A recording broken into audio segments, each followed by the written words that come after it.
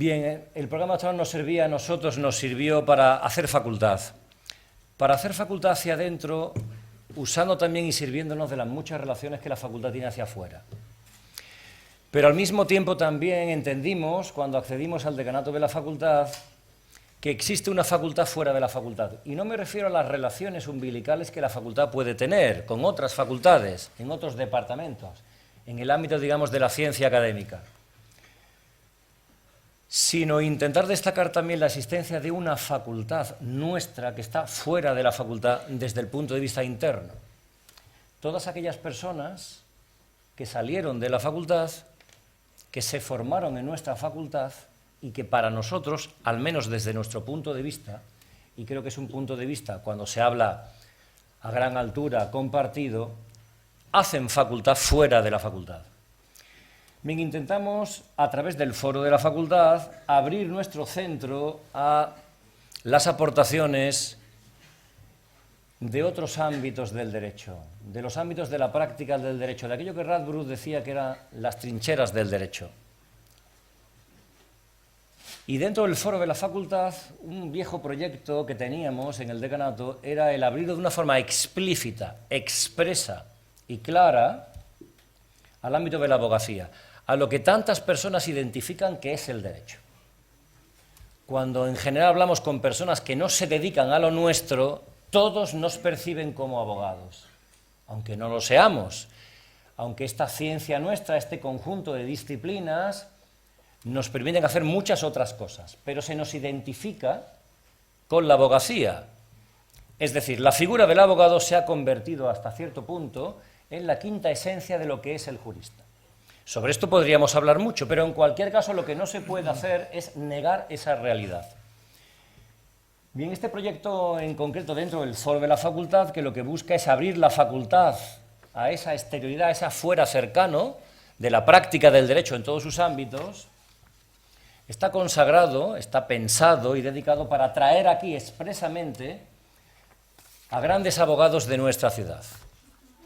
Los grandes abogados de Sevilla. Bien, sobre esto podríamos hablar mucho, pero yo creo que prácticamente nadie podrá discutir si lo que pensamos es en hacer un pequeño ciclo dentro del foro de la facultad dedicado a los grandes abogados de Sevilla, en quién habíamos pensado, en quiénes hemos pensado, para que sea quien inaugure este ciclo. Habíamos pensado naturalmente, sobre esto no hubo mucho debate, mucha discusión, en que inaugurase este ciclo Francisco Baena Bocanegra, uno de los grandes abogados españoles de nuestro tiempo, y además un abogado que es un jurista.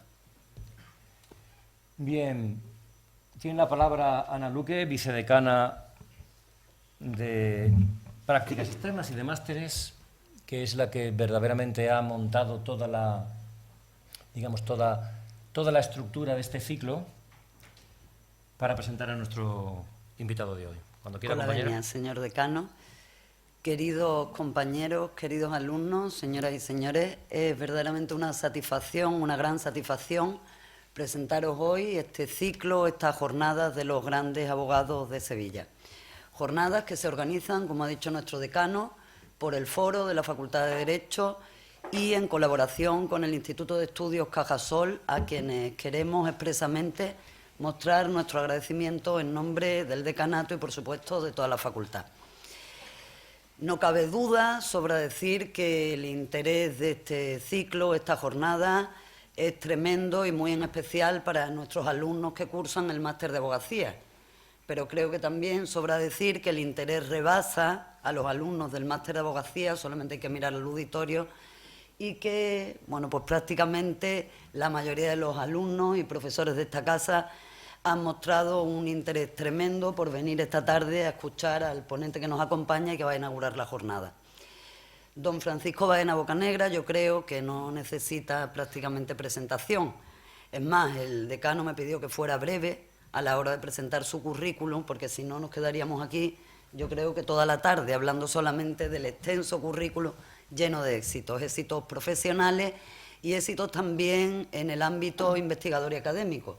Don Francisco Baena, además de ser uno de los más prestigiosos abogados de Sevilla, es un referente en todo el ámbito jurídico nacional e incluso internacional, y ha sido además, tenemos el honor de haberlo tenido como alumno y profesor de esta casa, en el departamento de, bueno, cuando entonces era el Departamento de Derecho Penal y Derecho Procesal.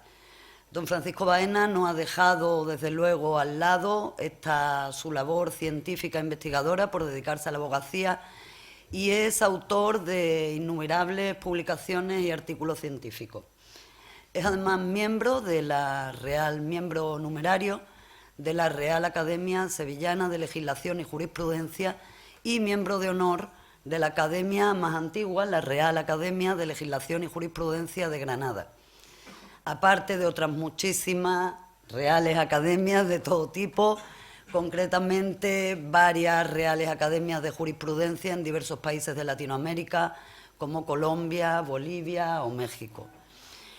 Don Francisco Baena es, además, me pierdo ya con su currículum, bueno, su trayectoria profesional, podríamos seguir enumerando muchos de sus méritos, porque es además miembro de la Organización Internacional de Derecho Penal y creador o fundador de la Organización Española de Abogados Penalistas.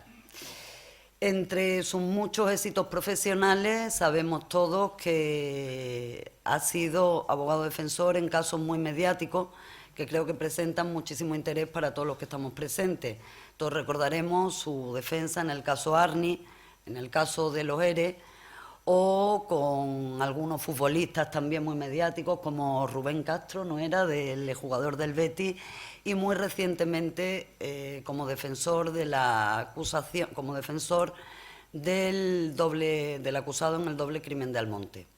Es verdaderamente un privilegio escuchar esta tarde directamente de don Francisco Baena su experiencia con las luces y sombras de esta profesión tan apasionante como complicada como es el ejercicio de la abogacía. Muchas gracias. Bien, tiene la palabra Álvaro Martínez Guerrero, jefe de Relaciones con Empresas, director de Estudios Cajasol, que ha colaborado con nosotros para hacer posible este ciclo de conferencias de grandes abogados de Sevilla, cuando quiera. Bueno, mil gracias, decano. La verdad es que es un placer para el Instituto de Estudios Cajasol ir de la mano de esta Facultad de Derecho en un ciclo que empezamos hoy y que va a tratar de acercar a grandes referentes del ámbito jurídico a este salón de grados de la Universidad de la Facultad de Derecho de la Universidad de Sevilla. Compartimos con esta facultad esta iniciativa y compartimos de alguna manera la razón de ser fundamental, la formación claramente jurídica en el caso de esta facultad y muy jurídica en el caso del Instituto de Estudios. Cajasol, en sus tiempos, Instituto de Estudios Jurídicos El Monte, como muchos de ustedes saben, hoy en día el Instituto de Estudios Cajasol. Todos los que estudian aquí o los que han estudiado saben que se han declinado por una carrera profesional que les va a requerir la formación continua hasta el día de su jubilación. La buena noticia es que yo creo que en Sevilla todos pueden disfrutar de espacios de formación de primerísimo nivel en estas aulas de esta facultad, en los pasillos, también en nuestras aulas del Instituto de Estudios Cajasol, en nuestros pasillos, pues se respira un ambiente jurídico excepcional. Cumplimos 33 años en nuestro caso, en esta edición, y seguramente los cumplimos por conformar, como también puede presumir esta facultad, de un claustro de ponentes de primer nivel. Algunos ocupan hoy las butacas de este auditorio. Esa reunión del claustro de profesores procedentes del ámbito privado en el 80% de los casos, de despachos de abogados con muchísima solera en Sevilla, con muchísima tradición, también despachos, algunos anglosajones, otras grandes firmas internacionales que se han implementado en Sevilla, en fin, que ofrecen todas carreras profesionales distintas, pero todas muy apasionantes. Un claustro también enriquecido con doctores y catedráticos universitarios y también desde el punto de vista de la administración, con notarios, magistrados, jueces, etcétera, que conforman pues un espacio de formación y un diseño formativo ideal para todos los que desarrollan su carrera profesional en este ámbito, tanto los recién egresados de la facultad como ya profesionales con muchísimos años de experiencia. Contamos con más de 30 años de experiencia, que para nosotros pues, nos hace sonreír y nos parece una buena cifra, y sacamos pecho, si me permite la expresión. Claro que esos más de 30 años, al lado de los 500 años que tiene la Universidad de Sevilla, pues nos hace ser muy pequeñitos y, por tanto, nos da lustre y nos da prestigio sentarnos hoy en esta mesa y unir, como aparece en esa pantalla, nuestro logo al logo de la Facultad de Derecho, de la Universidad de Sevilla. Por tanto, bueno, pues un auténtico placer que la Facultad de Derecho de la Universidad de Sevilla haya pensado en nosotros para este ciclo, que comparta con nosotros esta iniciativa. Y sin duda hubiera sido complicado abrir hoy este ciclo con un profesional de mayor talla que don Francisco Baena Bocanegra. Es un auténtico lujo tenerle aquí. Han venido a escucharle a él, yo no me voy a extender más, tan solo, bueno, por la parte que nos toca, agradecer a don Francisco Baena Bocanegra la entera disposición que ha mostrado para acompañarnos en el día de hoy y, de nuevo, también a la Facultad de Derecho de la Universidad de Sevilla el darnos esta oportunidad y, como no, a todos ustedes por decidir en una tarde con tanta oferta académica y no académica que hay en estas fechas en la ciudad de Sevilla, pues dedicar su tiempo a llenar las butacas de este salón de grado como lo hacen hoy. Muchas gracias. Gracias. Bien, vamos a dar paso ya a nuestra conferencia. Solo un apunte más. En la vida hay momentos en los que nos encontramos solos. Fundamentalmente hay dos momentos en los que nos encontramos solos. Nos encontramos solos por problemas de salud, en cuyo caso nos ponemos en manos de profesionales de la salud, y quienes nos salvan, a quienes nos agarramos, son los médicos. Pero hay otros problemas más cotidianos, más frecuentes, si tenemos una mínima salud o somos jóvenes, que nos atormentan, que nos atacan, que nos quiebran a lo largo de nuestra vida. Es muy difícil, hay que ser casi un querubín que no pase por la vida viviéndola sin tener un problema, en el que necesitemos la ayuda de alguien verdaderamente que esté con nosotros cuando lo necesitamos. Y si el problema es serio, ¿a quién necesitamos? Siempre es a un abogado, a un letrado que nos represente, que esté con nosotros, que se sustancie con nuestro problema y, si hace falta, que nos salve. Bien, Francisco Baena Bocanegra representa, quizás como pocos, quizás como nadie en esta ciudad, a ese tipo de letrado. Cuando quiera, maestro. Buenas tardes a todos. La ventaja que tiene volver a la casa de uno es que siempre encuentra, como el de Nestlé, ¿no?, caras amables y alguna sonrisa. Las caras amables son las de ustedes, queridos amigos, la de mi respetado decano y también amigo, la de Ana, y por supuesto del representante de Cajasol.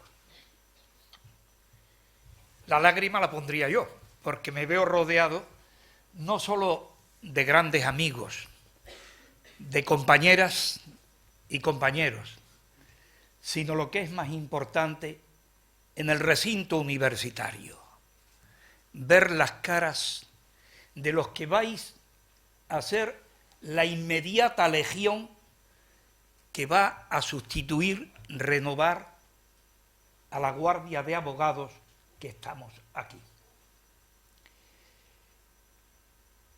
Si siempre es grato poder dirigirse a un auditorio, para mí hoy lo es mucho, muchísimo más, precisamente por dirigirme a quienes me dirijo. Con su venia, señor decano, y me va a permitir que yo les pregunte si conocen ustedes una historia de un viejo abogado que fue a la prisión a ver un viejo cliente. Esos clientes que duran toda la vida en un despacho, que lo queremos, pero no sabemos por qué lo queremos. Porque, entre otras cosas, pues normalmente no te puede pagar y cuando te puede pagar se olvida. Con lo cual, tienes ahí el fondo ese masoquista del abogado que no sabe el porqué de ciertas cosas.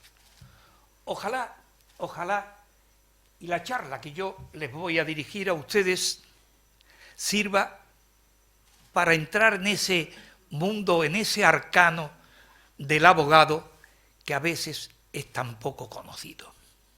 Ese viejo abogado que fue a ver al ladrón, era un ladrón de estos recalcitrante, contumaz, ya no digo eso de reiterante, sino que era más miembro de la cárcel que de la sociedad, así de claro. Y cuando llegó, cuando lo ve en el locutorio, el preso, el cliente, vamos a llamarle, le dice: don Manuel, ¿cómo va lo mío? Y don Manuel, que era un hombre de casta, de genio y de donosura, le dice: hombre, tú sabes que hemos puesto todos los recursos habidos y por haber, no sé cuántas apelaciones, ¿verdad?, que te han cascado 14 años, pero hemos metido la casación y bueno, hay que estar aquí esperando. Y dice: yo de recursos, don Manuel, yo de recursos no sé nada. Yo lo que quiero saber es cómo va lo mío.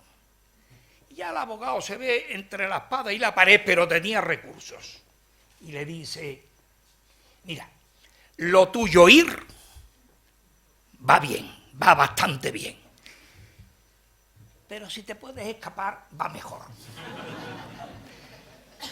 Como comprenderán, en esta pincelada de humor, ¿por qué? Porque es necesario que todas las profesiones, y más aquellas en las que nos fundimos con el dolor, con la necesidad de justicia, ¿dónde está el límite de la verdadera justicia? Yo llevo muchos años en esto y todavía no lo he aprendido. Siempre podemos hacer más los abogados, siempre. Quizás, y lo digo con toda mi alma, lo poco que puedo y a lo poco que puedo aspirar, después de los años que llevo en esto, creo que si no recuerdo mal, son 52 años, 2 meses y 20 días, vamos, como un ejercicio permanente no revisable, ¿eh? Yo desde luego estoy dispuesto, si me da fuerzas el destino, estoy dispuesto a convertirlo en ejercicio perpetuo, ¿eh? Espero que sí. De todas maneras, yo por si las moscas, y como no sé si hay un más allá y qué es lo que hay en el más allá, yo sí le he pedido a los míos que cuando me manden para arriba, que me vistan con la toga, que me pongan una camisa blanca y una corbata azul noche, porque el negro me da muy mal fario.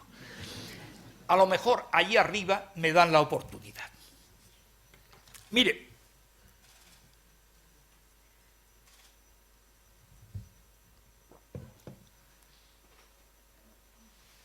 cuando los abogados hablamos, y yo para mí, no voy a distinguir hoy entre los que somos y los que van a ser, nos entra inmediatamente una trascendencia tremenda, nos pega un ramalazo, nos sentimos auténticamente dueños de la verdad. Y entonces, en estos últimos tiempos, yo vengo observando que figuras señeras en el mundo del derecho vienen repitiendo, y me preocupa, una frase que dice más o menos: el abogado del siglo XXI se tiene que enfrentar con el reto de la genética, de la inteligencia artificial, de los avances tecnológicos. Y tengo que reconocer que es verdad. Lo que ocurre es que, dicho de esa manera, convendrán ustedes conmigo que esto tiene un sentido apocalíptico tremendo. Es que da la impresión que de pronto van a desaparecer los interdictos, los juicios ordinarios, los juicios rápidos, y que poco más o menos aquí el futuro de la abogacía va a ser, para unos pocos, el reto ese, y los demás que se vayan de entrenadores de robots o de ayudantes de laboratorio. No, ni la genética, ni la inteligencia artificial, ni las tecnologías que vengan van a desplazar en modo alguno al abogado del lugar y del sitio que le corresponde. Y la cuestión es muy sencilla. Y de alguna manera el señor decano ha puesto un poquito el acento en la misma llaga. Piensen ustedes en sus propias realidades familiares, con amigos, cuando alguien cuando alguien necesita justicia, cuando alguien se ve privado de justicia, cree que tiene que aspirar a justicia, ¿qué es lo primero que dice? Necesito un abogado. Esa es la primera frase. Necesito un abogado. Y el abogado está ahí. El abogado está ahí porque sencillamente, no en España, en el universo, la palabra justicia tiene el sinónimo de abogado. No hay justicia si no hay un abogado presente. Por eso, la abogacía, como la justicia, es eterna, porque forma parte integrante de la justicia. Insisto, es inconcebible pensar que pueda haber justicia y que no haya un abogado que esté ahí de contrapeso, que esté ahí diciéndole al juez, ojo, que esto no es así, ojo, que hay que respetar derechos, ojo, que la prueba hay que valorarla, ojo, que no se puede condenar así porque sí, sencillamente porque aquí hay un abogado. Y esta es una realidad. Y esta realidad la digo con el peso de, perdonarme que insista en ello, de esos 50 años, más de 50 años. Y tengo derecho, por lo menos, a que me podáis creer en dos cosas. Una, que amo a la justicia con toda mi alma. Dos, que estoy, fui, soy y estaré en la abogacía siempre. A mí no me jubilan las leyes ni las pensiones. Yo voy a estar ahí. Lo siento por los jóvenes que van a tener que seguir compitiendo conmigo, pero bueno, esos son azares del destino. Bien, mire, cuando yo antes decía que los retos que supone el mundo moderno no le van a romper el paso a la abogacía, lo digo con un auténtico sentimiento y convencimiento. Si algo hay demostrado en la historia de la abogacía, sin necesidad de irnos a los jurisconsultos romanos o a los alegatos de los griegos, no, quedarnos en el siglo, en el tiempo que vivimos. Si algo está acreditado a lo largo de la historia de la abogacía, son tres cosas. Uno, el compromiso del abogado, de la abogacía, con la sociedad.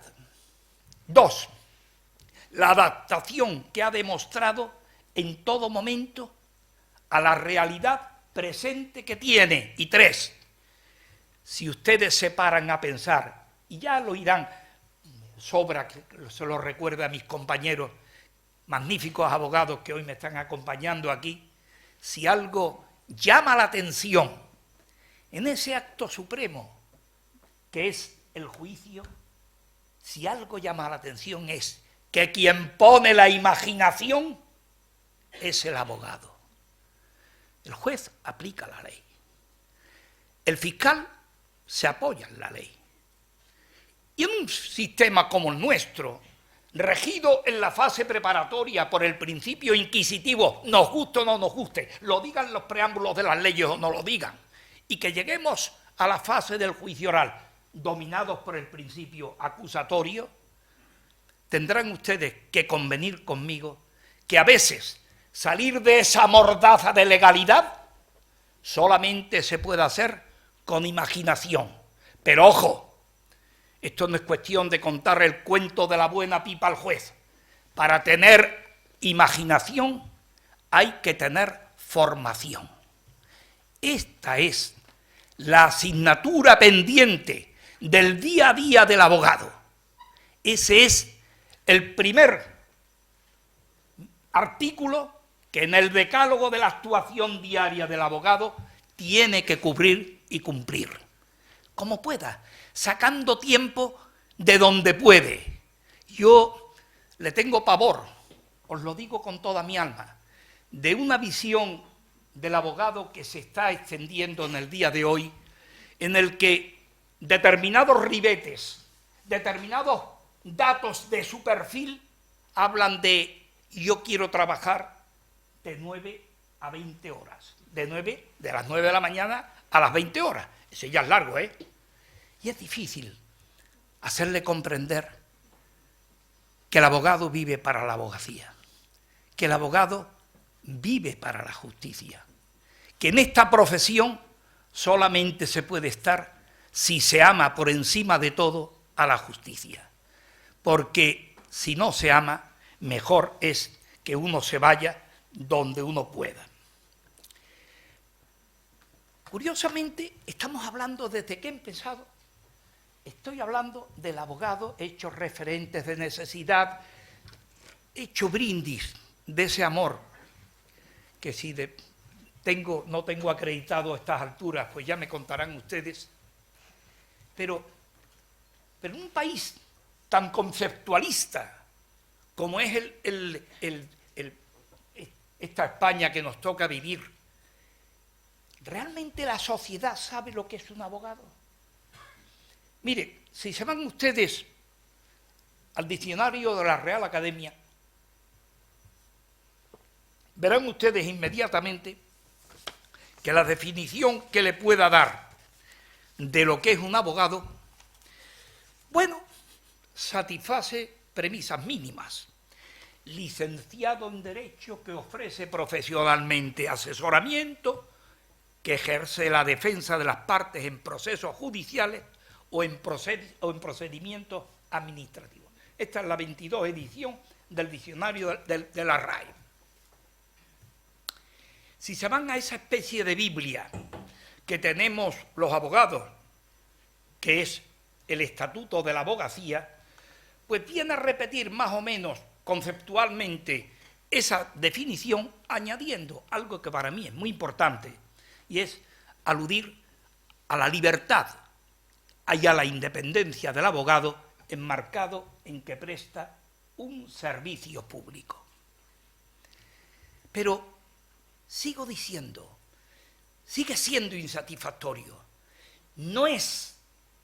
Con eso no sabemos lo que es un abogado. Es verdad, había un ilustre abogado sevillano, ya desaparecido, que es un mito, un referente de la abogacía de mi tiempo y de las posteriores, porque ha gozado de un extraordinario prestigio que ha superado el hecho de su muerte. Se llamaba don José María Domenech. Don José María Domenech, que era un abogado de los generalistas que llamaba don Juan Moya, que también fue profesor de esta facultad.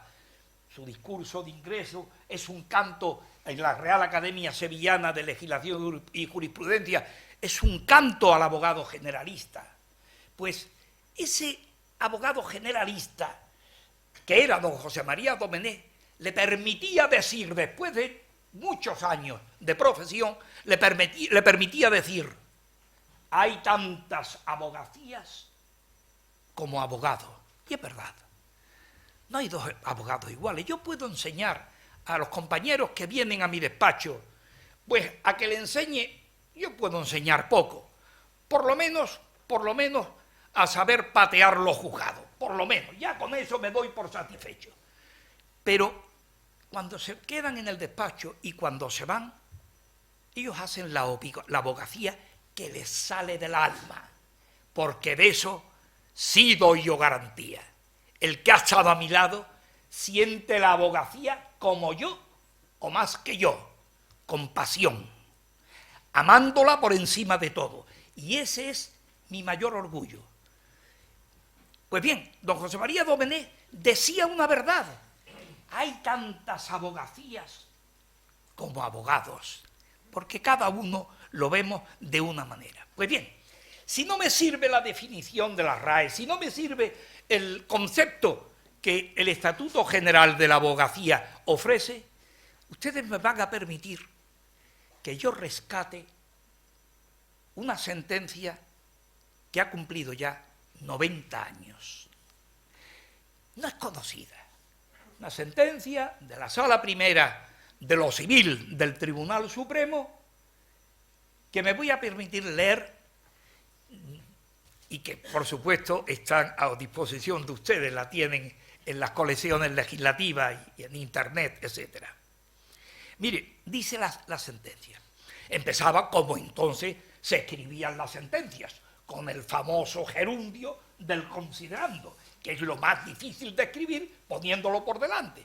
Dice la sentencia, considerando que no puede admitirse que el abogado sea únicamente la persona que con el título de doctor o licenciado se dedica a defender en juicio, por escrito o de palabra, los intereses y las causas de los litigantes, sino que es el consejero de la familia, el juzgador de los derechos controvertidos cuando los interesados lo desean, el investigador de las ciencias histórico-jurídicas y filosóficas cuando estas fueran necesarias para defender los derechos que se le encomienda.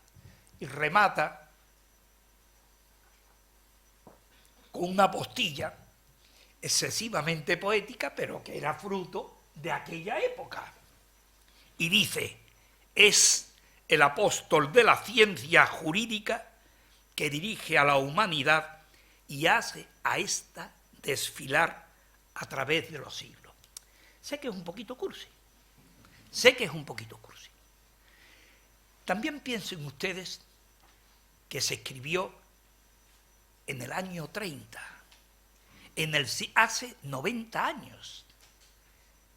Entonces no existía eso del pincho corto pego, porque hoy el Tribunal Supremo, todos lo sabemos, en un alto porcentaje las sentencias se repiten un día, otro día y otro día, porque es una de las facilidades que a los jueces y a los abogados y a los profesores y a todos nos ofrece la técnica moderna, los ordenadores, etcétera, etcétera.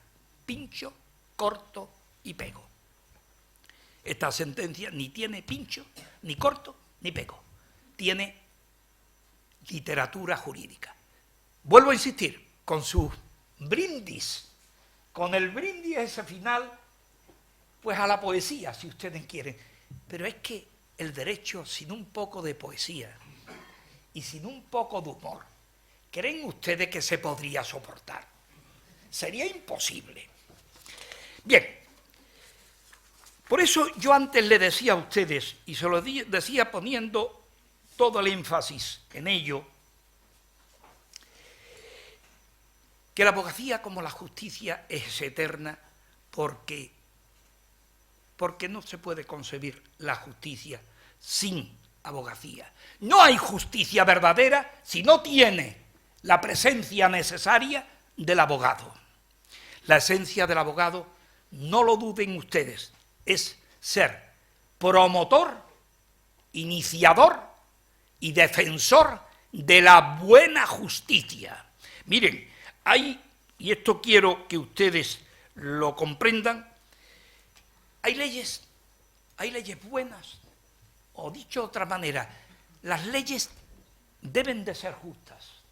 Cicerón decía que refugiarnos en las leyes buenas es una garantía de la libertad del ser humano. Pero lo mismo que deben de ser las leyes buenas, las leyes deben ser justas, también hay leyes injustas. Y decía, acudo a otro gran abogado del siglo XVIII, John Burke, que decía que la ley injusta es la mayor tiranía para la sociedad. Pues bien, a mí me preocupan las leyes injustas, pero tengo una tranquilidad. Ante una ley injusta, donde haya un abogado, denunciará que esa ley es injusta, porque si no lo denuncia, ni es abogado, ni es jurista, ni es nada. Este es el verdadero norte del abogado. Yo suelo decir, y lo he escrito y lo he tenido ocasión de defender y sostener en otras tribunas, que la trayectoria del abogado se ve dominada por los 4 puntos cardinales. Me he referido al norte, que es la justicia, y si ustedes me lo permiten, ahora me voy a referir al este, al oeste y al sur. ¿Y cuál es para mí el este? Miren, el este es clarísimo. Si no hay cliente, no hay abogado. Así de claro. Y también no es necesario mandarles a ustedes el mensaje. Esa relación cliente-abogado es una relación de confianza. Pero ojo, no nos quedemos en la superficialidad de determinadas frases. La relación de confianza para el abogado supone, en primer lugar, tener claro, presente y terminantemente que el derecho de defensa, la libertad, de defensa es sagrada. En segundo lugar, que la relación de defensa nos genera frente al cliente una obligación que traspasa al propio cliente y que nos traspasa a nosotros, que es el secreto profesional. El secreto profesional que muere con nosotros, que tiene existencia en nosotros, pero que, como veremos, en muchas ocasiones apagamos la luz de lo que debe ser un foco claro de referencia de la actuación profesional. El secreto profesional rebasa al cliente, como decía, y rebasa al propio abogado para llegar hacia los demás. Y les decía que el fundamento de ello está en el derecho a la intimidad del cliente y en el derecho a no declararse en contra de sí mismo. Por lo tanto, establecido este principio, tenemos que seguir avanzando en ello. ¿Esta relación de confianza se para exclusivamente en el cliente? ¿Se para exclusivamente en el abogado? ¿No genera obligaciones para el cliente? ¿Todos son derechos? No. Como ustedes pueden comprender, el cliente también, en esa relación bilateral de confianza, también genera o contrae una serie de obligaciones que muchas veces se pierden en la opacidad de ese deber del abogado. ¿Y cuáles son esos deberes del abogado? Perdón, del cliente. Primero de todo, respetar el derecho de defensa que encarna el abogado y la línea de defensa que suele determinar y, por tanto, ha de respetar la dirección del mismo. Esto parece muy sencillo, pero no lo es. Si hay algún abogado aquí que fuera capaz de levantar el dedo y de decirme, ojo, yo no he sufrido la presión del cliente, he dicho sufrir la presión. El sufrir la presión se abre en 2 caminos. Un camino que es el que va a aquel abogado que cede a la presión, que los hay, pocos, pero los hay. Y un segundo camino, el que no cede ni a la presión del cliente, ni de su padre, ni de su madre, ni de su tía, ni de nadie. Ese es el abogado. El que sabe, el que tiene conciencia de que el patrimonio grande del abogado frente al cliente es, aquí mando yo. Y si no está conforme, que se vaya. Así de claro. Es verdad, yo no cierro los ojos y yo espero que si después el decano nos autoriza a tener un mini coloquio que venga a completar todo lo que yo me puedo dejar atrás, que son muchísimas cosas, podremos hablar de ese y de otros muchos temas. Y en esta época de sombras y de luces, en este momento en que vivimos, aparece un segundo deber del abogado que también es un foco de problemas: el pago de los honorarios. Porque aquí hablamos, hombre, es que el abogado pues bueno, es un hombre, es espíritu, leche, cuando vas al mercado ya me contarás. Y creemos que no tenemos que comer, ni tenemos que vestir, ni tenemos que llevar niños al colegio, ni pagar hipotecas. El pago de los honorarios es un derecho del abogado. El pago de los honorarios es un derecho de los abogados. Y es una obligación que tiene el cliente, al mismo nivel que decirle la verdad al abogado y respetar su dirección jurídica. Así de claro. Pero ¿qué ocurre? Decía un querido, para mí siempre recordado, porque me distinguió con su afecto y en algún modo con su tutela profesional, un grandísimo abogado, don José Ramón Cisneros Palacios. Hoy tenemos la honra de que un hijo suyo asuma el decanato de este Colegio de Abogados de Sevilla, y yo tuve el honor de ser el opositor, vamos a llamarle así, a ese decanato.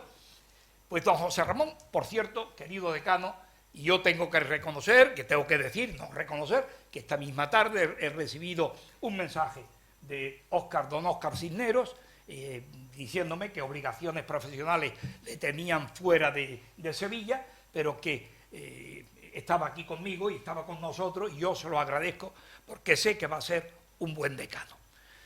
Yo que quisiera haber sido mejor, pero bueno, la voluntad, la democracia tiene estas cosas. Pues bien, dicho esto, esta vez decía el padre del actual decano una frase muy ingeniosa. Decía: la toga es el uniforme profesional que no tiene bolsillos.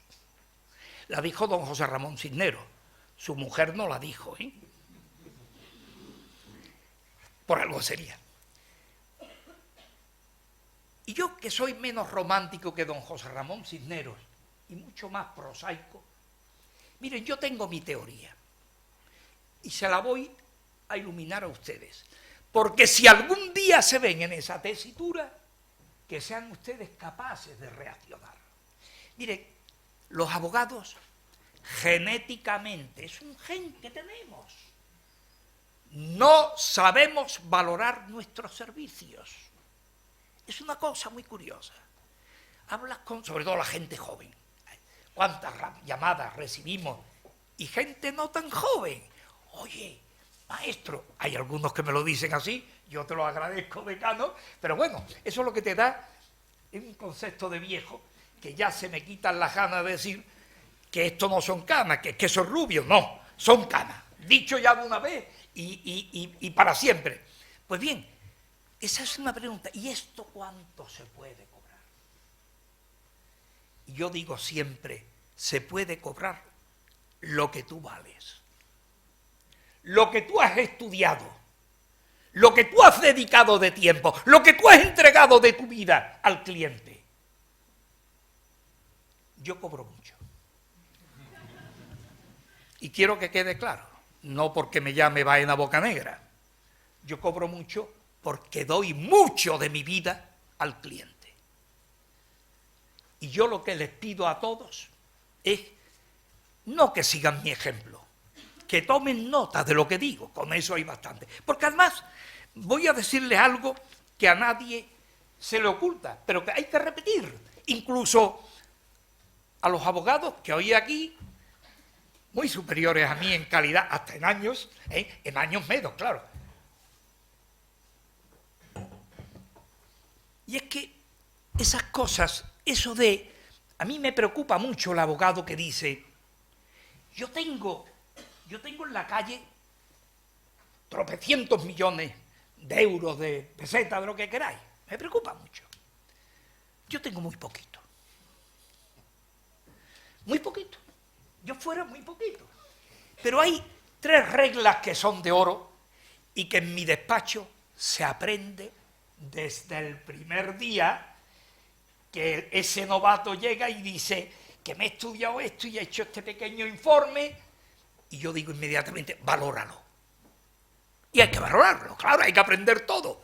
estamos allí solamente para aprender a abrir el Código Penal o la jurisprudencia, hoy más fácil con los bancos de datos. En aquella época el Aranzadi, y por cierto, tengo la colección completa en piel, si alguien me la quiere comprar, pues estoy dispuesto a venderla, tengo todos los bancos de datos informáticos. Pues bien, hay 3 reglas que se aprenden y se deben de aprender. La primera de todo, no aceptes un asunto sin pactar los honorarios y la forma de pagarlos. Qué sencillo es, ¿verdad? No aceptes, he dicho no aceptes ningún asunto. Que no te suene la musiquilla esa, vengo a usted porque me han dicho que usted es un fenómeno. Vamos, la Virgen de Fátima con toga, ¿eh? Y a continuación de que te ha dado la vaselina, te dice, hombre, a ver si me deja usted para pagarle un par de meses, que estoy haciendo un negocio. ¡Ay, malo! Malo empezamos. Segunda regla de hora. Exigir la provisión de fondos, que no está robándose a nadie, que la provisión de fondos es un derecho reconocido. Uno no debe de trabajar si no tiene la inmediata expectativa de que se le va a remunerar. Para eso está la provisión de fondos. Yo por lo menos, alguna vez, a uno se la dan. Hay determinadas instituciones públicas que te llegan y te dicen, hombre, le voy a encargar a usted este asunto. Y después cuando llega la hora de cobrar, ay, madre mía, tengo que coger al cobrador del FRA. Y ni así. Pero bueno, estos son gajes que están en el oficio. Y la tercera regla, si hemos pactado los honorarios, la forma de pago, y además hemos llegado al momento de los vencimientos y se le dice al cliente que falta esto, que tienes que pagar esto, y el cliente mira para Punta Umbría, pues mire usted, yo no tengo más remedio que mirar para mí mismo, para mi ombligo, y me aparto del asunto inmediatamente. Esta regla deberíamos de cumplirla. Yo sé que cuando se empieza, el que empieza le falta valor, de faltas de valor, de cobardías, de miedos de los abogados jóvenes. Sé, porque también he sido abogado joven. Pero ese miedo hay que vencerlo, igual que yo he vencido o trato de vencer el miedo al marcapasos que llevo. Porque estoy convencido que cuando uno tiene fe en que lo que ha hecho es lo correcto, no tiene que sentir miedo. Los abogados podremos tener más edad o menos edad uno de otros, pero en el orden a la presunción del conocimiento, todos somos iguales, aunque sea mentira. Todos somos iguales, aunque sea mentira. Es verdad que a más años se presume que uno debe de haber leído más y tener más experiencia. Todos somos licenciados en Derecho, hoy máster en Derecho, después hablaremos del máster. También tendremos que hablar con el señor decano de ese tema, si me da tiempo. Por lo tanto, hay que tener muy claro una frase que no se debe de olvidar, que la dijo, y con eso sigo refrescando un poco esto de la profesión de abogado, que necesita que la desdramaticemos de vez en cuando. Yo, una de las mejores frases que he oído sobre el abogado la pronunció un magnífico decano del Colegio de Abogados de Sevilla, don Ángel Camacho Baños. Don Ángel Camacho Baños dijo del abogado que era un señor que estaba media vida corriendo detrás del cliente, buscando al cliente, de mi asunto, de mi trabajo, y la otra media corriendo delante del cliente. Que no estoy, dile que no estoy, dile que no estoy, que tengo muchas cosas, que estoy preparando un recurso. Es verdad. Pero eso no minimiza la grandeza del oficio de abogado. Eso no lo minimiza. Eso forma parte de la orla, de la grandeza que tiene en sí mismo el ejercicio profesional. Y hay un segundo tema que también de vez en cuando debiera de ser una luz, de vez en cuando le damos al conmutador y la apagamos y convertimos en zona de sombras determinadas relaciones profesionales. Me refiero a los compañeros. Hay un aforismo que circula y que es de las primeras cosas que se aprende en esta profesión, que es el cliente pasa, pero el compañero permanece. ¿Qué verdad es eso? Pero ese aforismo se está perdiendo. Se está perdiendo, desgraciadamente, y estamos olvidando que el colega es un compañero, no un enemigo. Es posible que en la litis el compañero sea el enemigo, pero eso no elimina las reglas de la lealtad y de la buena fe que hay que tener con respecto al mismo. Y uno de los temas que más profundamente se están manifestando al día de hoy, y os lo digo por la experiencia profesional, no de haberla sufrido, pero sí de haber sido objeto de consulta sobre ello, es la falta de lealtad en muy pocos casos de determinados profesionales con sus compañeros curiales. Yo decía antes que la relación abogado-cliente genera un deber para el abogado que se llama el secreto profesional. Pero también decía que el secreto profesional pasa por encima del cliente, del abogado, y se transmite a los que están en los círculos concéntricos inmediatos de las relaciones procesales, el juez, etcétera, etcétera. Mire, el secreto profesional se extiende a toda la relación que tiene el abogado con el abogado contrario, a todo. Está amparado por el secreto las conversaciones, está amparado por el secreto las transmisiones de datos entre uno y datos de unos y otros por vía telemática, por internet, etcétera, etcétera. Sin embargo, estamos asistiendo al dantesco, he dicho dantesco, espectáculo de compañeros que en un pleito o en un procedimiento penal introducen dentro del proceso, sin la autorización del afectado, cartas, correos, WhatsApp, etcétera, etcétera, etcétera, en pro de, comillas, ganar el asunto. Cierro comillas. Eso está terminantemente prohibido. Y no lo digo yo, eso lo dice la Carta de la Abogacía Europea, eso lo dice las reglas del VAR, y últimamente, el día 6 de julio, se ha aprobado en España por los colegios de abogados españoles, se ha aprobado el Código de Deontología, que en su artículo quinto lo prohíbe terminantemente a través de 11 apartados. Y eso es día a día ver esa falta de lealtad con el compañero. Yo sé que han pasado los tiempos en que en los despachos, cuando llegábamos para ser pasantes, la primera regla que se nos decía: respeta al que tiene más edad. Visita a don fulano de tal, aunque sea el demandado, porque es mayor que tú y tienes que ir. Esa regla se está perdiendo. Eso ya prácticamente no existe.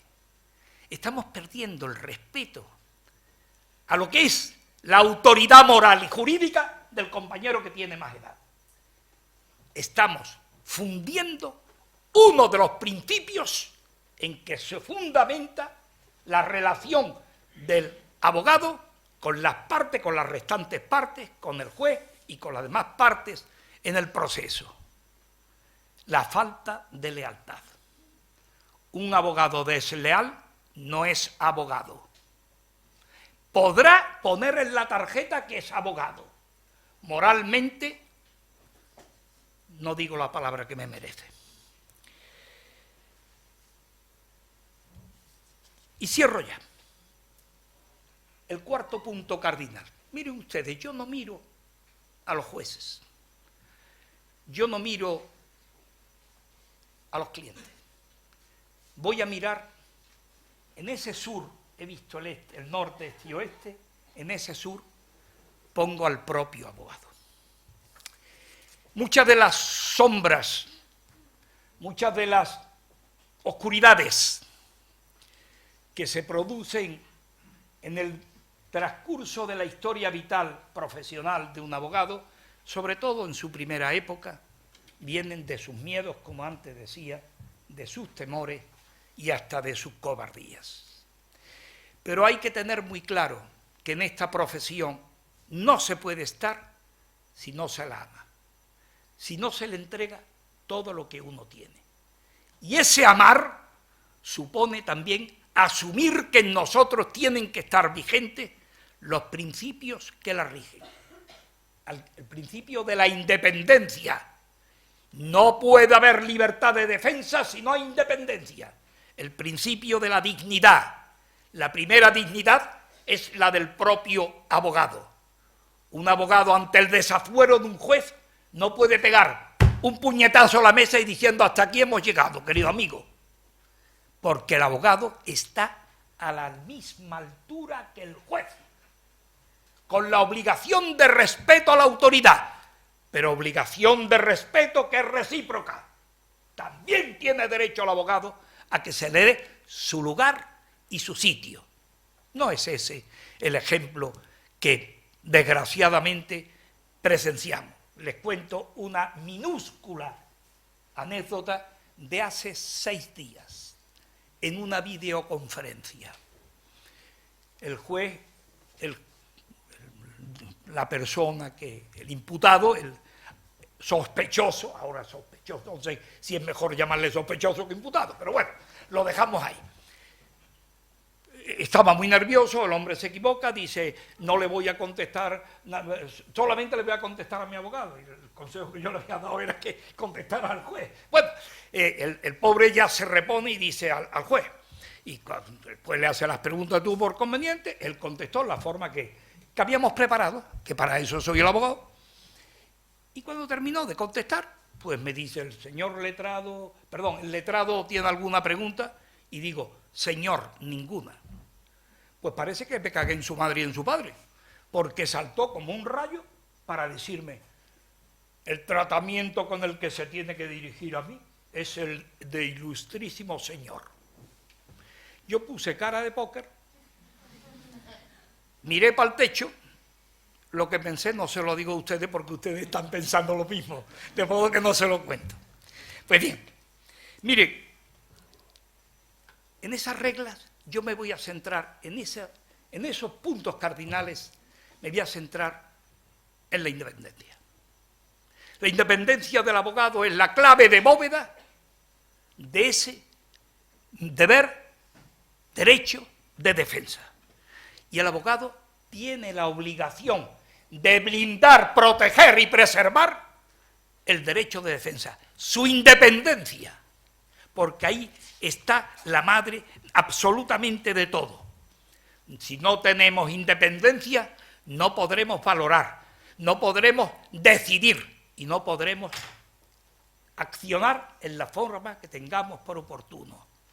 Es más, si uno no es capaz de tener independencia, es terreno propicio, absolutamente propicio, para que las presiones de todas partes vengan sobre el abogado y no tenga instrumento, motivo ni razón para defenderse de ello.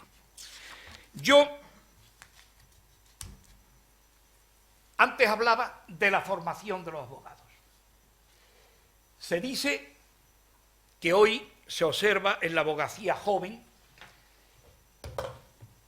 un cierto déficit de formación. Yo no comparto totalmente ese criterio. Yo lo que sí veo es que las universidades, los colegios, las facultades de Derecho, los colegios de abogados, después de la ley 34-2006, el lanzamiento que se hizo a través del Plan Bolonia, de una nueva formación siguiendo las pautas europeas. Bueno, pues se hizo el máster con los 2 años, los 4 años del grado y después los 2 años del máster. Yo tengo el compromiso no solamente con esta universidad, con esta facultad de Derecho, de recibir gente en práctica, sino también de otras facultades de Derecho. El problema es que el periodo de práctica es absolutamente insuficiente. Como decimos en broma en el despacho, en el tiempo que nos lo mandan, no saben el camino para ir por el café que me tiene que traer. Es una broma, ¿eh? Vayan a pensar ustedes. Pero bueno, con ello es una frase. Queremos decir, pero si es que no da tiempo ni a enseñarle a buscar jurisprudencia. Porque eso, por ejemplo, no se enseña, que yo sepa. Y hay que enseñarle cómo hay que hacer las búsquedas, los rastreos, etc. A mí me preocupa la formación de los que vienen, pero también de los que están. Yo hoy, en esta sala, me veo rodeado de compañeros de los que me siento profundamente orgulloso, porque me consta, por muchas razones, que son estudiosos, que son amantes de su profesión, porque son un ejemplo, que serán referentes para todos aquellos que más atrás veo jóvenes y que deben también mirarse en los que tenemos unos poquitos de años más. Para ellos son mis mejores deseos. Si elegís la carrera de Derecho, buscar en ella las luces, las sombras, darle luz. Y se le quitan las sombras a esta profesión si somos dignos, libres e independientes. Así os lo deseo a todos. Muchas gracias.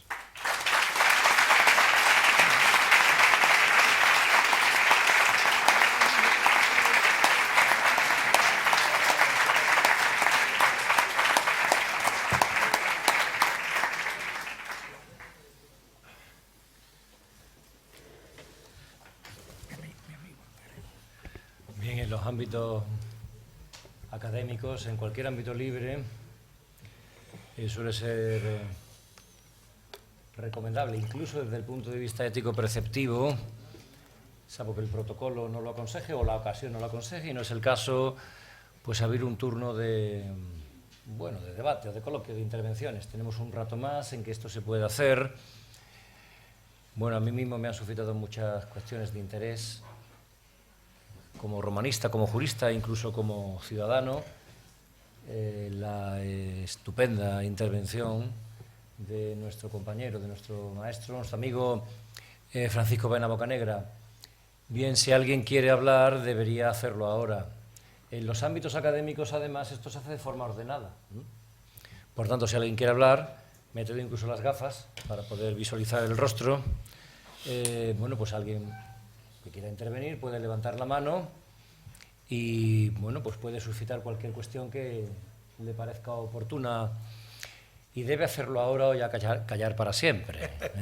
Ya sabéis que las ocasiones son todas distintas, y aunque podamos pensar que hay otro momento para decir según qué cosas, la verdad es que luego no hay ningún momento para decir nada que no se haya dicho cuando corresponde hacerlo. Por tanto, si alguien quiere intervenir, este es el momento. Se levanta la mano y se interviene. Así que es ahora. Sí, veo a 2 personas. Sí, aquí en la segunda fila, por favor. Y luego hay una persona más joven. Por favor, pues os identificáis si queréis con vuestro nombre y hacéis la pregunta que os parezca oportuna. Adelante, por favor. ¿Cuál es su nombre? Adelante. Bueno, Paco, primero darte la enhorabuena por la conferencia. Suscribo, como lo puedo hacer de otra manera, prácticamente la actualidad de lo que has planteado, pero me ha suscitado alguna duda, ¿no? O casi al revés.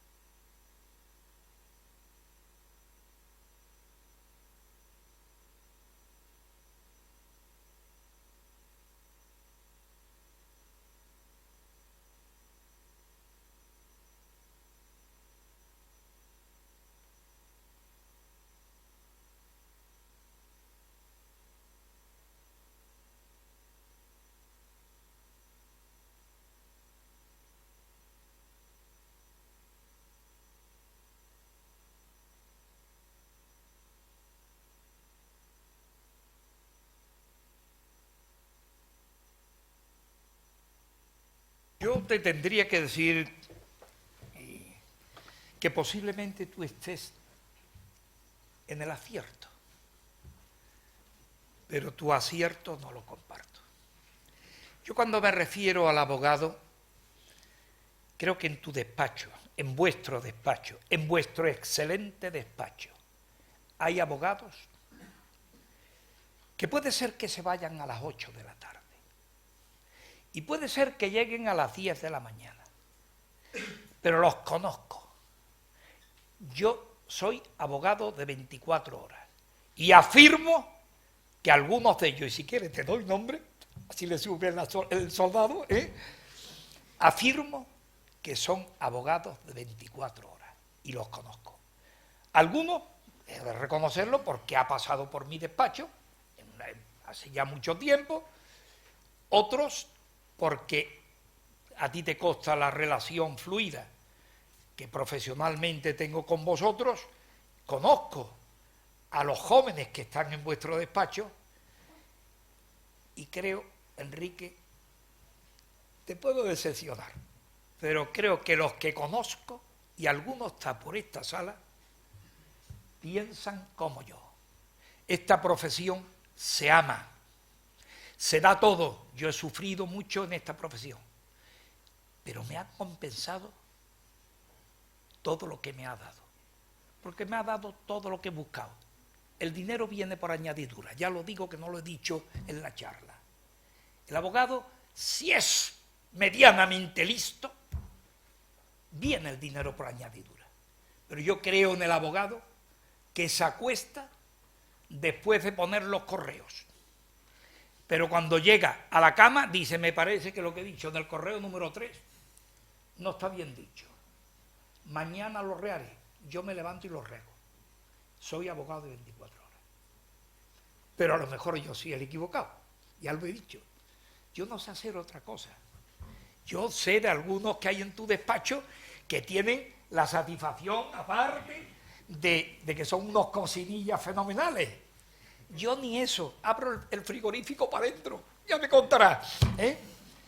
Pero de todas maneras, yo me siento feliz de tener un amigo, un ejemplo de compañero que me da una visión distinta de la mía. Posiblemente la mía sea tan decimonónica como la de Bernardo Botello. Por cierto, la única biografía que hay de Bernardo Botello, tuve yo el honor de escribirla. Sí. A ver, dinos tu nombre, por favor, y adelante.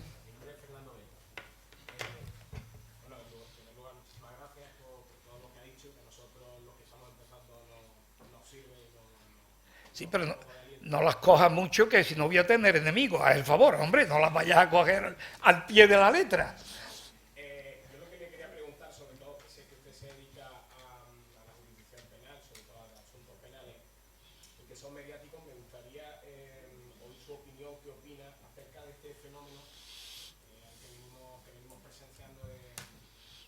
Bueno, pues supongo que habrá existido siempre, ¿no? Pero que uno se da cuenta cuando sigue de cerca los asuntos más mediáticos, quizás, por parte de los medios de comunicación, por parte también de la sociedad, de la criminalización del abogado defensor, ¿no? De asociar o aparejar al abogado que ejerce la abogacía, que ejerce la profesión además con dignidad y con libertad y con independencia, a lo que ha hecho o ha podido hacer este cliente, ¿no? ¿Qué le parece y cómo podemos desde la abogacía hacer frente a este preocupante fenómeno? Tiene que tomar carta. Primero, en primera providencia, lo censuro y condeno. Creo que es fruto de la ignorancia, en una mezcla demasiado oportuna con el amarillismo informativo que domina este país. ¿Está claro? Reacciones, claro que las hay. Es muy difícil convencer a los compañeros que están en el legítimo derecho de hacer y filtrar noticias y hacer comentarios más o menos rimbombantes dentro de ese marco de una publicidad malentendida de la que tenemos ejemplo todos los que quieras y más. Pero yo creo que esa reacción es una reacción que no podemos tomarla los abogados más allá de la denuncia puntual que puedas hacer en una conferencia o que puedas hacer en una entrevista con una cierta proyección y que tengas el peso de tu palabra para decir, miren ustedes, esto es una barbaridad. Estamos alimentando los procesos paralelos. Esto es una joya barbaridad. ¿Y sabes quiénes son? Que ahí tienen que reaccionar el Consejo General de la Abogacía, que es el sumante de todos los colegios.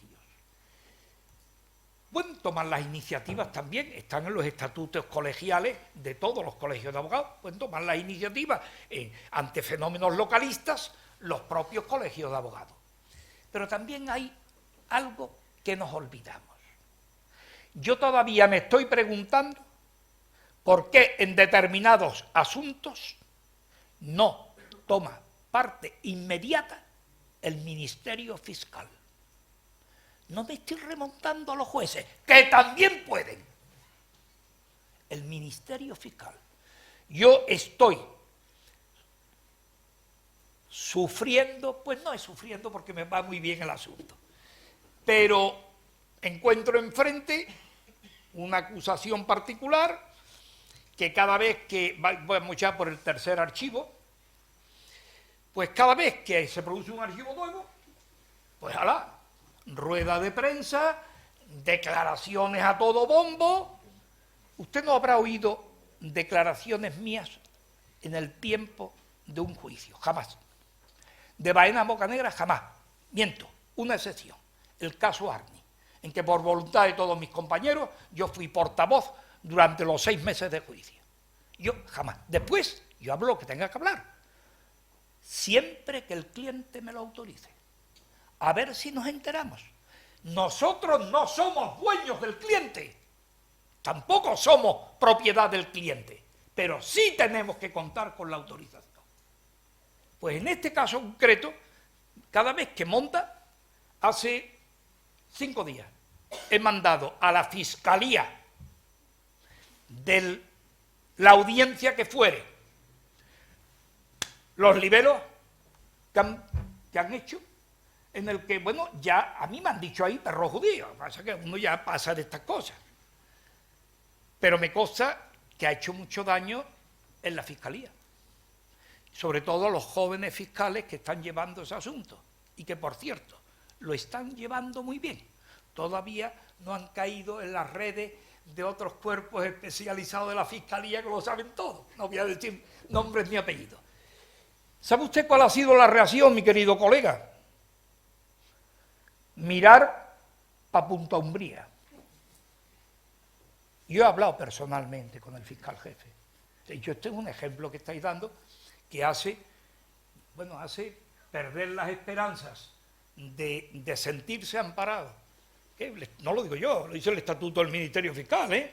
Ojo, de verse amparado por el Ministerio Fiscal. Pues mire usted, esto es lo que hay. ¿Se podrá poner fin a eso? Mientras que no exista en España una ley antilibelo, como existe en Alemania, esto iremos de mal en peor. Y quiero que sepa que en el año 82, siendo presidente del gobierno de España, un ilustre alumno de esta facultad hispalense, don Felipe González, tuvo en su mesa, en el cajón de su mesa, un proyecto de ley antilibelo. Fuimos invitados varios abogados españoles a verlo y a dar nuestra opinión. Nada más que nos faltó sacarlo a hombros. Menos mal que no lo hicimos, porque si lo hacemos, nos hubieran cortado las orejas los compañeros. Nunca vio la luz ese proyecto. ¿Se ha enterado bien? Esa es la ventaja de tener los años que yo tengo y de haber vivido lo que yo he vivido. No tengo secreto profesional para eso. No soy político.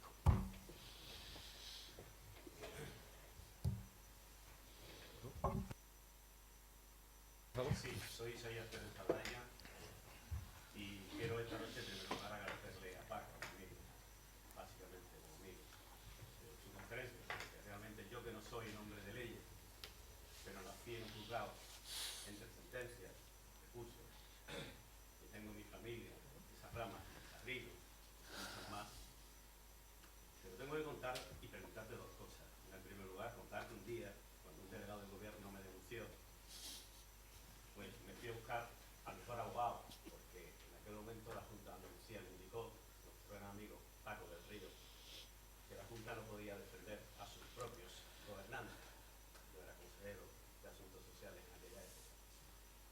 Y entonces pues acudí a quien mejor me podía resolver. Simplemente decir que ganamos sin aforamiento. Sin aforamiento ganamos, y el delegado del gobierno de aquel momento tuvo que pagar costas porque encima, lógicamente, se trató de un infundio que él había cometido al que había aceptado. Así conocí a don Francisco Baena Bocanegra, y lo digo como mi homenaje y mi agradecimiento a una amistad que ya lleva muchos años en el recorrido. Pero sí quiero hacerle dos preguntas en reflexión. La primera, ¿cuál es el sentido corporativista que entiende que existe hoy día, como muchas profesiones, entre los abogados? ¿Existe realmente ese sentido de corporativismo, de defensa a ultranza al margen de estar de acuerdo o no estar de acuerdo? Y los propios colegios profesionales que tratan de unir en este caso un solo criterio sobre todo ello. Y en segundo lugar, la segunda reflexión es sobre el tema de la comparativa de jurisdicción europea y la judicatura española. En estos próximos días tendremos una información, creo que el 19, sobre sentencias sobre el caso de Puigdemont, ¿no? Este caso, o más que el de Puigdemont, el de Junqueras. El de Junqueras. Que llevará consigo un trasvase probablemente de situaciones muy complejas que la sociedad española no va a entender, pero que sí pondrá en entredicho si nuestro nivel del derecho es un derecho parámetro comparado con el nivel de la judicatura europea. Los tribunales, que en principio nos asombran, como el belga, no lo entendemos, o la mayoría no son capaces de entenderlo, si es un defecto de nuestros abogados, de nuestros jueces, o es un defecto realmente de que ellos lo hacen mejor. No lo creo, pero en cualquier caso esta situación puede poner en contradicción nuestra simplemente esas dos reflexiones que esta noche quería hacerle a don Francisco Baena Bocanegra, por su sabiduría, que todos los días me la demuestra, sobre todo los fines de semana. Muchas gracias, Isaías. Sabes que el afecto y el cariño es recíproco. Sé que para ti hoy, por razones personales, era complicado venir, pero has querido estar acompañándome y yo te lo agradezco con toda el alma y lo digo públicamente, con el cariño de entenderte como un hermano. Y voy a lo que me has preguntado. Corporativismo de la abogacía. He hecho antes una alusión a que yo fui aspirante en este salón. El señor decano tuvo la bondad de dejar a la candidatura que yo patrocinaba, y veo aquí algunas caras de esa candidatura, para que ofreciera cuál era, y también aquí, también veo a otros queridos compañeros que también me acompañaron en la candidatura. Aquí ofrecí yo mi programa, y una parte sustantiva de ese programa que era para capitanear el equipo que dirigiera el Colegio de Abogados de Sevilla, una de ellas era por crear un espíritu corporativo. Porque voy a decirlo claro y alto, los abogados no son corporativistas y es necesario, como en todas las clases y en los gremios, crear un sentido corporativo.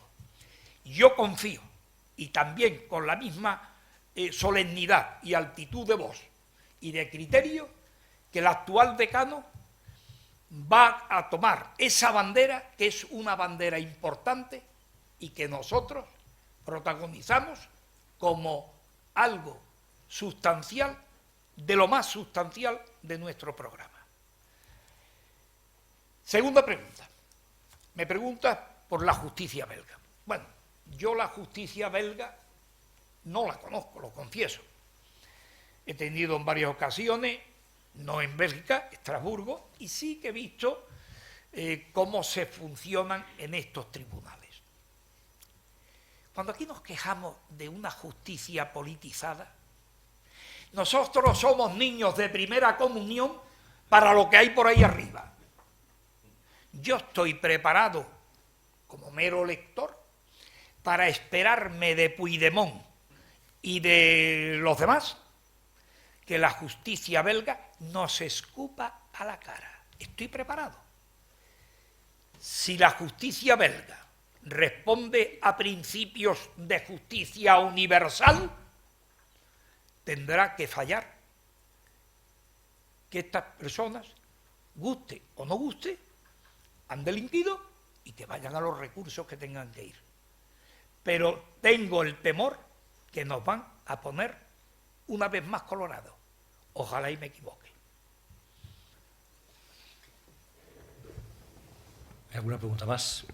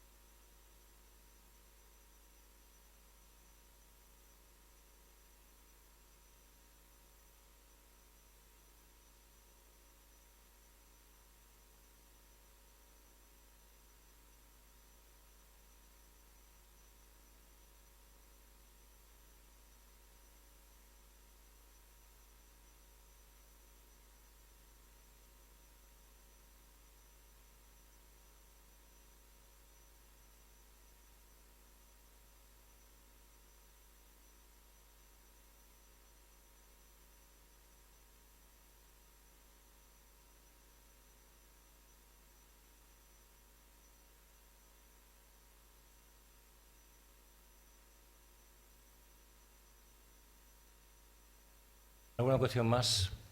Sí, adelante. Yo soy Alejandro Vázquez y soy abogado. Ya presumo eso. Si lleva casi la mitad que... sería completamente baladí que yo te felicitara porque soy fan incondicional tuyo y cuando se es fan incondicional no se puede de otra manera.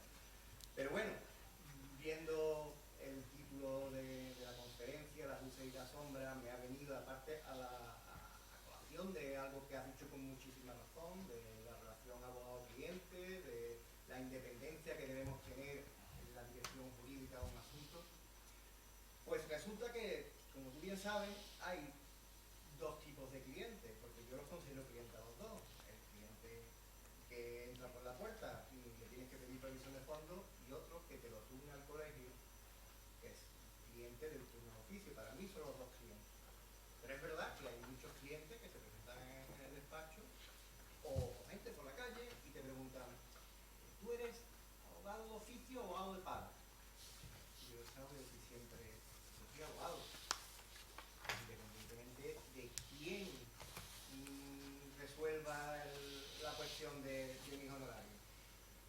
Pero todo esto viene porque resulta que en la misma congreso que Jacqueline ha comentado, en el que yo también he estado presente, resulta que había compañeros que me planteaban la cuestión de que ante un cliente turnado por el turno de oficio díscolo, que le pasan cuestiones de familia, puede pasar en cualquier tipo de asunto, pero que le intentaba decir lo que tenía que hacer, cómo tenía que defender y casi las preguntas que tenía que hacer en juicio.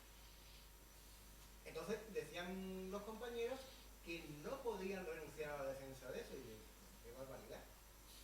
Simplemente un escrito al colegio de abogados diciendo que se ha roto la confianza o por diferencias irreconciliables en la forma de plantear la defensa. Pero bueno, según me decían, que yo lo dudo, pero bueno, a mí me decían que en el colegio de Madrid, por lo visto, no atienden nunca la petición de un compañero que diga. Y bueno, quería saber un poquito, aunque ya me figuro cuál es tu respuesta, pero quería saber tu opinión. Bueno, al compañero muchas gracias primero por tu amistad. Hace tiempo, tú sabes que la amistad mía hacia tu familia es el germen de la amistad nuestra. Yo creo que el compañero, bueno, pues tendría que hacer un poquito, aparte de estudiar pues las ramas del derecho que estudia, normalmente debería verse de vez en cuando las normas que rigen la profesión. Es verdad que esas normas, normalmente los abogados somos un poco remisos a leerlas. Esa cuestión es tal como tú lo has dicho, pero está escrito. Está escrito en el Código Deontológico de la Abogacía, aprobado por los colegios, el Consejo General de la Abogacía el día 6 de marzo de 2019, de este año. La libertad de defensa comienza primero por aceptarla. Eso no es una obligación, ni siquiera en el turno de oficio. Miren, yo he planteado a lo largo de la conferencia, he hablado, y enseguida retomo el tema, he hablado de que los abogados estamos dispuestos en cualquier momento para enfrentarnos a los retos de hoy. ¿Cuál es uno de los retos de hoy? La desigualdad. La enorme desigualdad, no la de sexo, que también, la desigualdad económica. Y los abogados españoles han dado un ejemplo universal y europeo y universal de cómo se han volcado en el asistencia a los desiguales mediante el turno de oficio. Los que me habéis acompañado en la candidatura sabéis perfectamente de que era una obsesión mía. Yo he estado muchos años en el turno de oficio, hasta que ya, pues, sinceramente, ya el trabajo no me permitía perder 24 horas de turno de oficio. Yo estaba hasta hace 10 años. Entonces, sé de la grandeza del turno de oficio, sé de la misión excelsa del turno de oficio. Por lo tanto, nadie me va a poner a mí pegas de cómo yo considero el turno de oficio. Un honor, defender al desigual, defender al que lo necesita. Y me siento orgulloso de que no conozco a todos los miembros que están en el turno de oficio, pero a los que conozco me siento orgulloso de la calidad jurídica que hacéis gala, a ti te incluyo. Y además,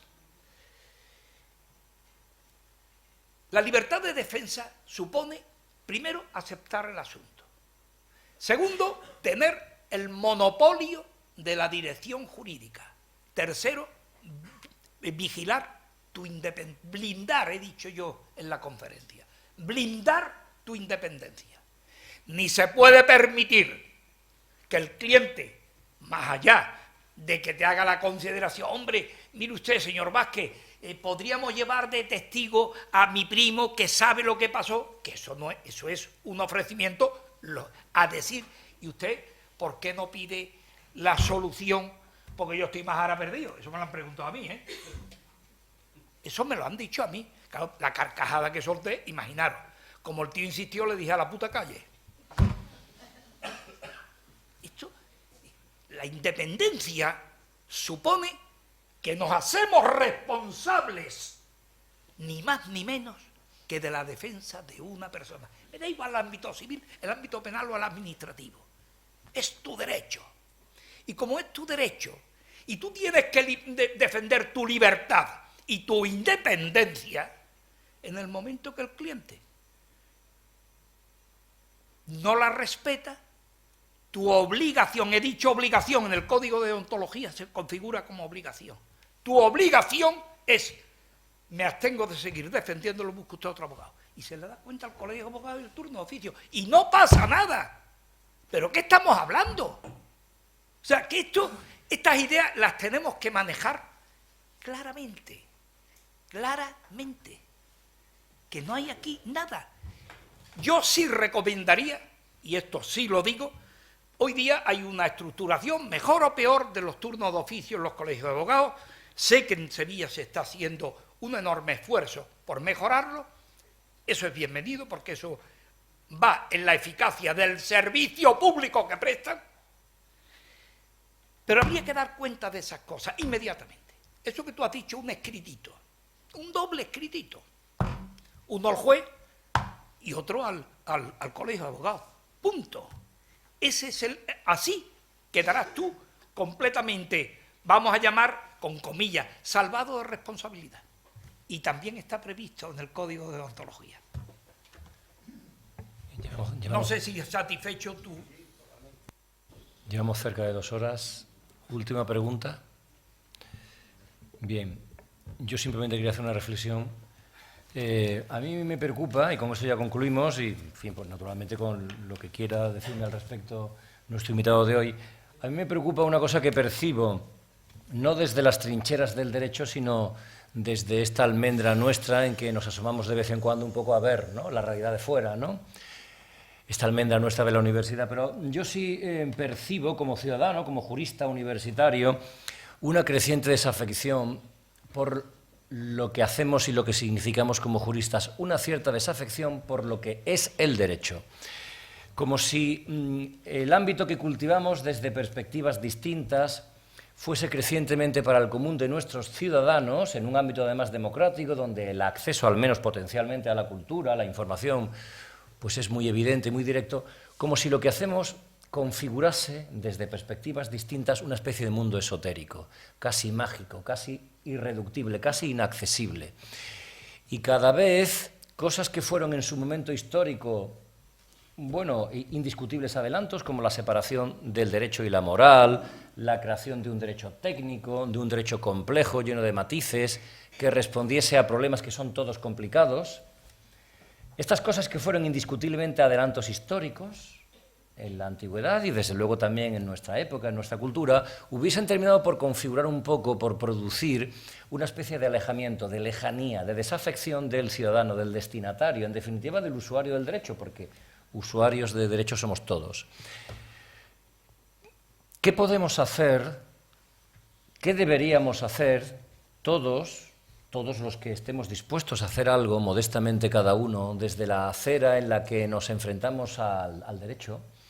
¿Qué podemos hacer para intentar romper un poco esta dinámica que yo percibo, que creo que percibimos muchos, de desafección creciente por lo que hacemos y por el ámbito del derecho, que se acredita y que se percibe, y que yo creo que es una de las claves, generalmente no destacada, de algunos de los problemas de convivencia que tenemos? Y no simplemente de convivencia concreta, sino de convivencia estructural, en el Estado incluso. No voy a aludir, aunque en fin, ya voy a aludir, en el ámbito, digamos, del problema territorial, en una parte de nuestro país y en muchos otros asuntos. Esta desafección creciente que existe, que se percibe hacia el derecho, hacia los límites que el derecho establece, hacia los cauces que el derecho establece, como si fuesen cosas un poco inventadas, cosas artificiales, cosas espurias. ¿Qué podemos hacer? Desde luego los universitarios tenemos mucho que hacer, pero lo hacemos con nuestros alumnos. ¿Qué se puede hacer para intentar revertir esta situación que a mí me parece que es muy peligrosa y que está, al menos en parte, de la esencia de los problemas que tenemos en nuestra sociedad hoy en día? ¿Qué piensa sobre esto nuestro invitado? Muchas gracias, querido decano. Yo tengo la misma preocupación que tienes tú y no es la primera ocasión en que me pronuncio sobre un tema que es alto y harto preocupante para la abogacía. Hay un alejamiento de la sociedad de lo que es el mundo de la justicia y todas sus periferias. ¿Cuáles son las periferias? Primero de todo, la universidad. Segundo, los colectivos jurídicos que revierten su acción hacia el bien supremo, hacia el punto de encuentro común, que es la administración de justicia. Y si lo que estamos hablando, y hay eso que tú dices, hay desafección. Yo te diría más, hace pocos días un querido compañero del Colegio de Abogados de Sevilla, y voy a decir su nombre, Manolo Martínez, hombre con magnífico abogado, y simpático, fenomenal, hacía un comentario de que la abogacía va mejor porque se cuentan menos chistes de los abogados. Bueno, es un termómetro, a mí no me sirve, yo creo, lo he dicho al principio de la conferencia, creo que hay que desdramatizar nuestra profesión y contar chistes no es malo, ¿eh? Yo creo que hemos hecho de la justicia una gran isla, donde las canoas que van allí no sabe dónde van. Y yo creo que esa isla, los castillos que hay que en la isla se llamen tribunales de justicia, colegios de abogados, colectivos jurídicos, universidad, facultades de derecho, son las que tienen que hacer y dar el impulso para aproximar la sociedad a ello. Si no, no hay otra manera. Porque, entre otras cosas, nos guste o no nos guste, la justicia española, ciertamente en pocos pero espectaculares casos, dan un ejemplo más bien para desanimar que para otra cosa. Esto es así. Este pueblo, este país, en materia penal, se está convirtiendo en un absoluto demandante de una justicia a la carta. Esto es así. Como haya un juicio al que mi querido compañero aludía, de estos mediáticos, yo podría contar aquí anécdotas, las que no hay, pero no tengo autorización del cliente, por eso no las cuento. Puedo disimularlas, difuminarlas. En este país lo que quieren es amarillismo, morbo. Ahora le llaman morbo. Yo creo que son unos cotillas, asquerosos cotillas, pero cotillas. Entonces, ¿eso por qué se produce? Primero, porque no se reprimen esas conductas.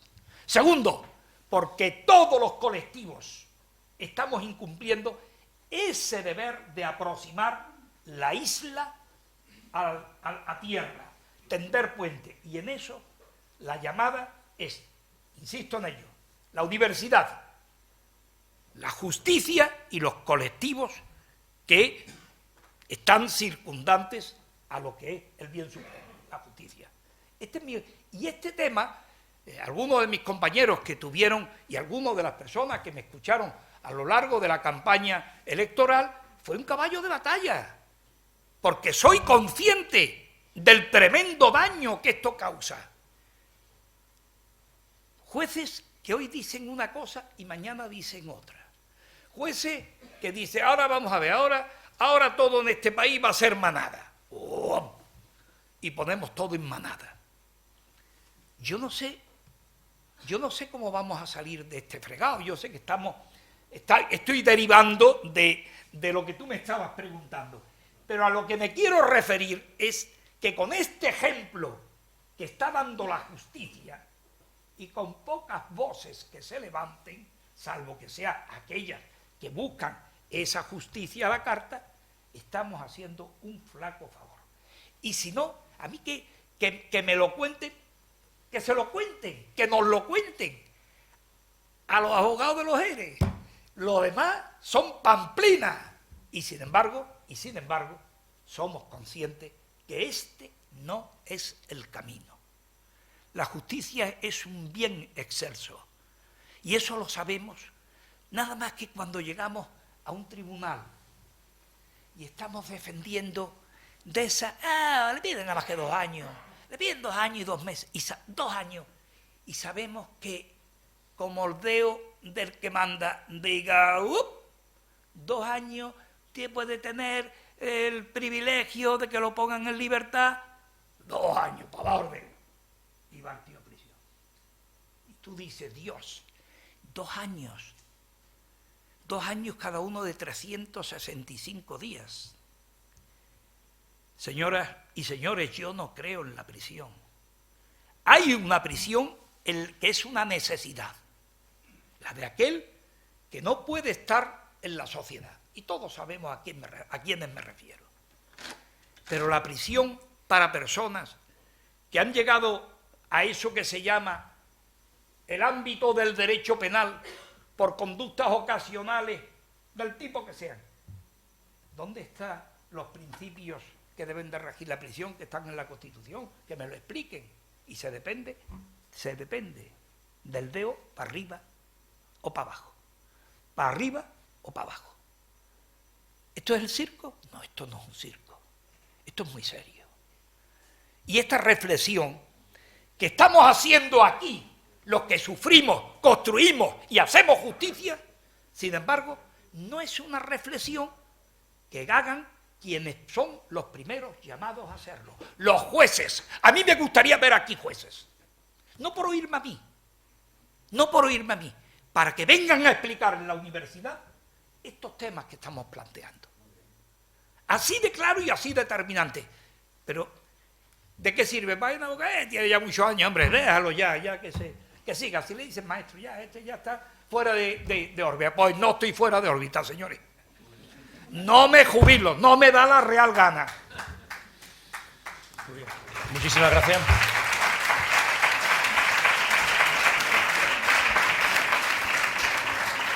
Bien, pues muchísimas gracias a nuestro invitado. Se levanta la sesión.